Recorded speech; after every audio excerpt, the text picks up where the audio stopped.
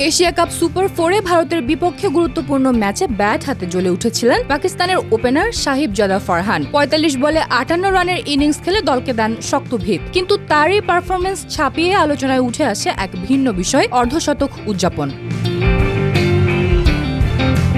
50 পূর্ণ করেই ফারহান ব্যাট দিয়ে করেন শট ভঙ্গির মতো একটি ভিজুয়াল উদযাপন, যা রীতিমতো ঝড় তোলে সামাজিক মাধ্যমে। কেউ একে সাহসী উদযাপন বললেও অনেকেই করেছেন কড়া সমালোচনা। অনেকে তো এমনকি একে ভারতীয় ক্রিকেটের প্রতি অপমান বলেও আখ্যা করেছেন।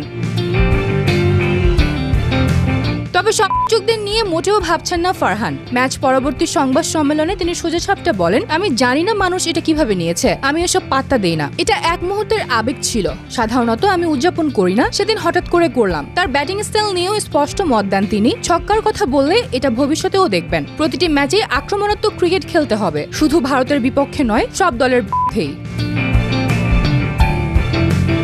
আসন্ন শ্রীলঙ্কা ম্যাচ নিয়ে পরিকল্পনার কথাও জানান ফারহান। বলেন, পাওয়ার প্লেতে দ্রুত উইকেট হারানো আমাদের বড় সমস্যা। ভারতের বিপক্ষে সেটা এড়াতে পেরেছিলাম। এবার শুরু থেকে উইকেট ধরে রেখে রান তুলতে চাই। ব্যাটের রান স্টাইলে বিতর্ক দুটিতেই শিরোনামের সাহিবজাদা ফারহান।